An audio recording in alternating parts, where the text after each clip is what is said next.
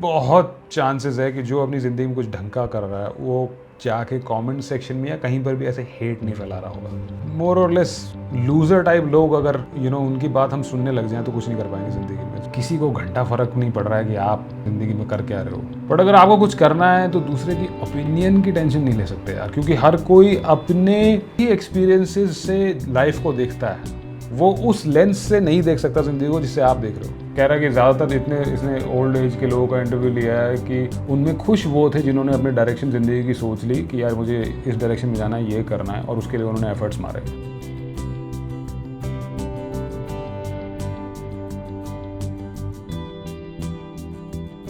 Hello, welcome to another video. आज जो हम वीडियो देख रहे हैं स्प्राउट नाम का चैनल है। 1000 से ऊपर अडल्ट बड़े उम्र दराज लोगों से इसने बात करी है लाइफ को लेकर एडवाइस के बारे में, और काफ़ी कुछ लर्न करा होगा। इतने लोगों से बात करी है, तो देखते हैं इसका video. I've interviewed more than 1,000 older people in 35 countries, asking them about their secrets to living a more fulfilling life. Now, I've shared brief snippets of some of those interviews with you, but I have personally listened to every single second of every interview. So today, I want to share 3 things that these 1,000+ interviews have taught me about what it takes to live a more fulfilling life. Pleasing other people. I did put importance on it when I was younger just because it was a psychological, kind of embedded way of being. And I realized that's not really a satisfying way to live life. I was on the Joe Rogan podcast. One of my sisters said to me, do not read the comments. And there were thousands of comments. People were saying like, I want her dead. Can somebody kill her, please? I want her dead. Or they said everything. And they said, no, I love her. I hate her. And everything in between. And I laughed at it. This is ridiculous. I was really straight talking about business and the restaurant business. And people want me dead. तो खूब गालियां दे रहे हैं comments में इसको, यहाँ तक भी कह रहे हैं कि भाई मार दो इसे।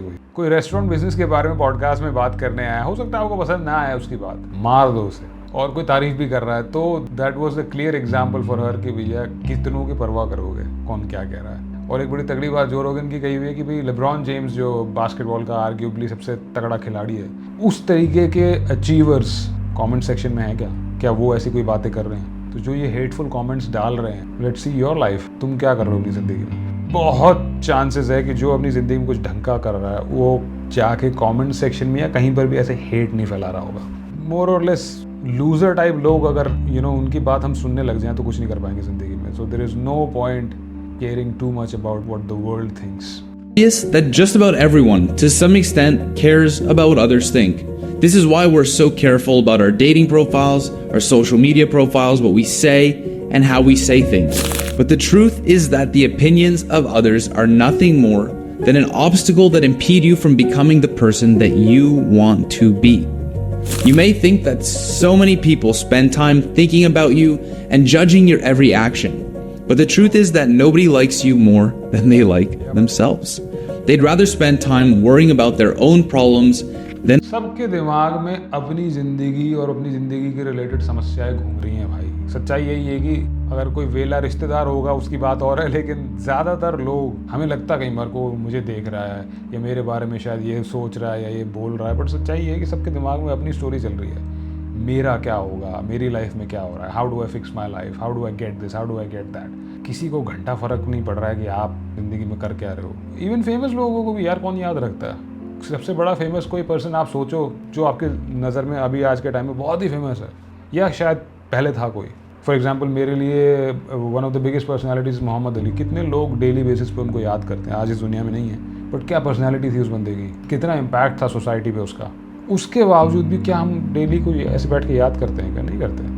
तो फिर जब मोहम्मद अली को याद नहीं करते तो मुझे और आपको कौन देख रहा है, कौन पूछ रहा है, तो क्या परवाह करनी। and worrying about yours. Now, once I heard these answers enough and I understood this, I asked myself, what would my life look like if I eliminated my concern for what people think of me? कैसी होगी आपकी ज़िंदगी अगर आपने सबके opinions की परवाह करनी बंद कर दी? Very thoughtful question. Would I be happier? Now I'm 25 years old. So imagine if I just say "Fuck it" and do what I want regardless of people's opinions at this age. What would my life look like when I'm 50? How would I feel? And I encourage you to ask the same thing.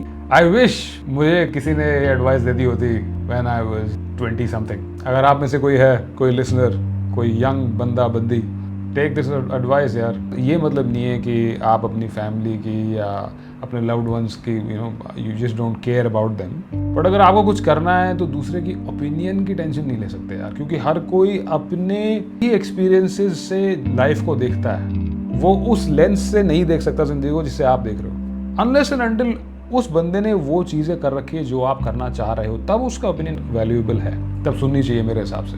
But अगर उसका कोई link ही नहीं है आपकी field से या जिस बारे में आप सोच रहे हो, जिस बारे में आप बात कर रहे हो, तो फिर उनके ओपिनियन को लेके करोगे क्या यार? To yourself. Lesson number 2. Let's start with these reflections that I personally will never forget. A lot of people my age feel very lost in life. They feel like it's very hard to navigate their life to figure out what they want to do. What would be your advice to those people? बहुत ही relevant question. काफ़ी जनता बोलती है do what you want to do, but कितने लोगों को सच में पता है कि उन्हें करना क्या है ज़िंदगी में? There is nothing wrong in feeling that also यार, कि सबको नहीं पता होता, पर ये बोल नहीं पाते लोग कि यार मुझे नहीं पता कि क्या करना है। ये एक्सेप्ट करना ही बहुत बड़ी बिग डील है। लोग जज करते हैं आपको अगर if you don't know what you want to do with your life, जो कि actually I think majority of the people के साथ ये केस है। How do they figure their life out or piece it together? Well, I'm Samini, and I feel very much like you do. I never really had any major 70 साल की उम्र में भी इसको नहीं पता है। I appreciate this man's honesty भाई। goal. Never really had that kind of a priori list. Do you regret that, not having a specific big goal? At times, I felt I should have had some goals, that were more explicit, because then you can, put your efforts at achieving it. Maybe if I had them, I might have actually achieved them, which it is what it is. Goals are but यार ये तो mind की trick है। नहीं थे ना goals, नहीं थे यार। ये ना मुझे ऐसा लगता है कि माइंड हमेशा वहाँ जाता है जो भी चीज़ हमारे पास नहीं है ना, ये उधर ही जाएगा, बोलेगा अरे यार ये मिसिंग है, वो मिल जाएगी जब चीज़, फिर जो चीज़ नेक्स्ट मिसिंग है उधर जाएगा। ये तो एक ट्रिक है, ये कभी भी चैन से आपको बैठने नहीं देगा। तो बेचारा 70 की उम्र में भी अगर वो सोच रहा है कि यार काश मेरे गोल्स होते, भाई गोल्स कुछ इच्छा होगी तो ही कोई गोल्स होंगे ना, नहीं है तो चिल मारो यार। ये काश मार देते आदमी को, नहीं। Now, what I've discovered is that people who wind up growing old and happy are people who have a clear direction with their decisions in life. Those who didn't take the time to figure out their direction ended up with regrets and a lot of I wish I would haves. It's a big mistake you've made or a big regret you have. कह रहा है कि ज़्यादातर इसने old age के लोगों का interview लिया है कि उनमें खुश वो थे जिन्होंने अपने डायरेक्शन ज़िंदगी की सोच ली कि यार मुझे इस डायरेक्शन में जाना है, ये करना है, और उसके लिए उन्होंने एफर्ट्स मारे। जिन्होंने ये टाइम नहीं लगाया, जिन्होंने ये सोचा नहीं कि यार मुझे क्या करना है लाइफ में, और उसको लेके एफर्ट्स नहीं मारे, की ज़िंदगी में रिग्रेट है। That you learned a valuable lesson from. No, No. nothing. Everything was perfect the way it was because it took me to this moment. No. Is there something specific? Never. No? Didn't worry about money, health, women, anything? No. Didn't worry about anything? No. Are you the most zen person in the world? Well, I'm happy. Whatever I did in my life, and I'm very, very happy. So I took the advice. यार I wish when I get old I have that attitude. ये जो किया ठीक है, खुश है, ज़्यादा tension नहीं लेने का, ज़्यादा लोड नहीं लेने का। वो आंटी ने कितना ब्यूटीफुल आंसर दिया यार कि ठीक है यार, जो हुआ वो इस मोमेंट तक मुझे लेके आया, सब ठीक है, सब बढ़िया है, सब चंगा सी। Advice from these peaceful interviewees and decided to start journaling about my life, asking questions like, who am I? What do I want? How do I get what I want? Am I doing the right thing? What should I stop doing? Recently, I've taken Should I stop doing is a very good question. ये question तो नहीं पूछते यार हम लोग आपसे। आप पूछते हो कि मुझे क्या करना बंद कर देना चाहिए? all of the knowledge and advice I've learned in these interviews and created a goal-setting journal. This journal has product बना दिया, बेचेगा आप, क्या बात है। Let's go into lesson number 3. So based on 1,000 interviews that I've done with older people, I've discovered there's actually a pattern that explains why most of us are unhappy. So as it turns out, there are really 2 moments in life when we happen to be the happiest. The first is in our very early 20s. Life is good, responsibilities are low, and the world is there for the taking. But the second period is actually in your early 60s. Your kids get older, you start giving up control over things that used to mess with you mentally, like caring about what other people think about you, and you realize that the end is closer than the beginning. But in the middle, from your mid-20s to your early 60s, your levels of happiness drop significantly. And this is primarily because of work, your career, responsibilities, relationships, and I think most of all, reality setting in. Those dreams that you had when you were younger don't seem so feasible anymore, and because of that, life gets quite hard. Now, I want to emphasize this because there needs to be a reform on the way that we think about our capabilities. Schools have been pressuring us into jumping into jobs we know we won't like because they're socially acceptable. But is it worth spending your entire life doing something that makes you unhappy? I was working a 9 to 5, well, more like a 7 to 3. When I first stepped into that job, 3 weeks later, a coworker had passed away. And that coworker had been working there their entire life. They were a handful of years away from retirement. They'd accumulated all their sick days, all of their vacation days. They were ready to claim that pension of theirs that they worked so hard for. And then when they passed away, they didn't cash out on any of that. They didn't take the time away. They didn't travel with their partner or their family. And I just thought, what was that all for? There isn't anything necessarily wrong with having a 9 to 5 if that's for you. But if you're not actually enjoying the very finite moments you have on this planet, which I promise you are very finite and are even more finite than you think they are, then what's it all for? काफ़ी relevant question है ये, specially for वो सारे लोग जो office जाते हैं 9 to 5। ज़्यादातर, सारे नहीं बट ज़्यादातर 9 to 5 में जो जॉब्स कर रहे हैं लोग वो इसलिए नहीं कर रहे हैं क्योंकि उनको अच्छा लगता है वो नौकरी करना। वो इसलिए कर रहे हैं क्योंकि कोई और चारा नहीं है, पैसे चाहिए, you need to do something to survive. Even आपके घर में जो शायद मेड आती होंगी, किसका सपना है किसी और के घर में जाके बर्तन धो, पोछा मारो? आई डोंट थिंक किसी का सपना होता होगा वो, बट कर रहे हैं लोग।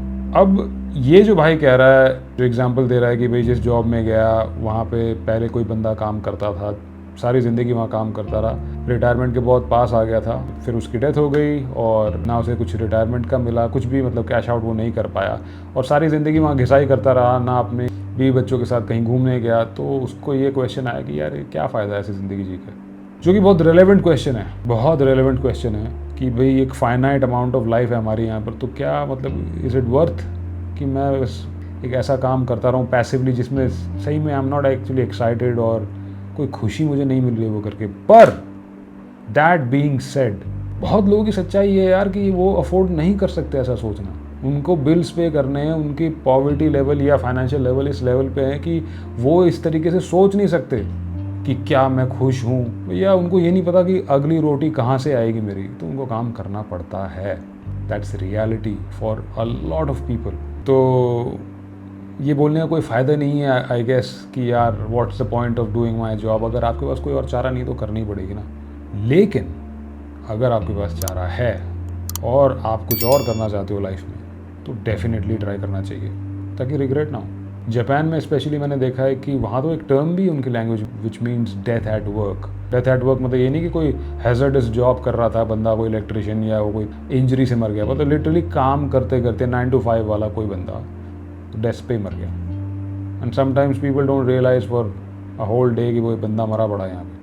तो अगर आप इस सिचुएशन में हो जहाँ आपकी फाइनेंशियल सिचुएशन अलाउ करती है कि आप इस डायरेक्शन में सोच पाओ, तो it is definitely very relevant question to ask yourself. But अगर आपकी सिचुएशन ऐसी नहीं है तो यार काम कर लो, फिर क्यों रोना है? फिर there is no point thinking in this direction. ये वेस्ट वाला बंदा आसानी से ये बात कर सकता है क्योंकि उनके बेसिक्स काफ़ी हद तक सॉर्टेड होते हैं, कंट्री से बेनिफिट मिलते हैं। अगर अनएम्प्लॉयड भी हो, मतलब आप सड़क पे नहीं आओगे, भूखे नहीं मरोगे। ऐसा अनफॉर्चुनेटली हमारे देश में नहीं है। अगर यहाँ आपके सर्वाइवल का आपने ध्यान नहीं रखा तो भैया कोई और ध्यान नहीं रखने वाला आपका। Brings me back to the first point, where understanding that what society thinks or says about you has absolutely no relevance.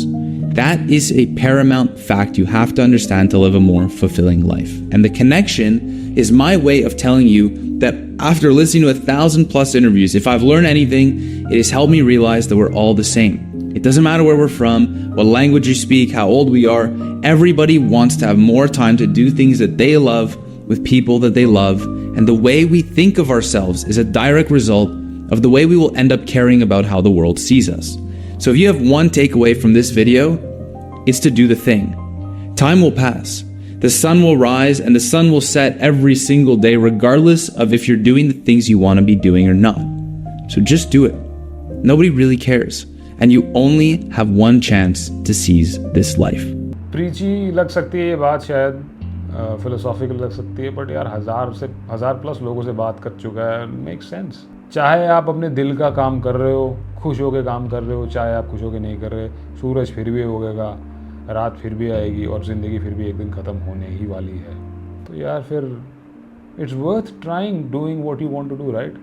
और किसी को परवाह नहीं है कि आप क्या कर रहे हो। May be your immediate family, may be your lover, may be जो बिल्कुल आपके इमीडिएट सर्कल के लोग हैं, बट अनपॉपुलर ओपिनियन आपके लिए वो चीज़ बहुत मैटर करती है करनी, तो आपको स्टिल वो करनी चाहिए even if your loved ones don't agree with it. Mostly उनको टेंशन ये होती है कि आपका सर्वाइवल इंश्योर हो जाए, उसके आगे अगर उन्हें एक बार पता लग जाए, कॉन्फिडेंस आ जाए कि आप जो भी कर रहे हो उसमें आपका सर्वाइवल इंश्योर होगा, तो फिर वो कुछ नहीं बोलते ज़्यादातर लोग। बट जब मृत्यु निश्चित है तो भाई जो करना कर डालो भाई। विद दैट मैसेज आप एक और काम कर सकते हो कि आप इस चैनल को सब्सक्राइब कर सकते हो। अगर आपको कंटेंट पसंद आ रहा है तो please hit that subscribe button for more content like this. और कमेंट करो, बताओ आपका ओपिनियन क्या है यार। What do you think about life? Do you agree with this man जो इसने बोला है? क्या आप एग्री करते हो इस बात से या डिसएग्री करते हो? कमेंट्स में डालो। अगर आपकी लाइफ में कोई है जो बहुत टेंशन लेके बैठा हुआ है, लोग क्या कहेंगे, मन में कुछ है, कर नहीं रहा है या रही है, share this video with them. Till then, take good care. Love you. Bye bye.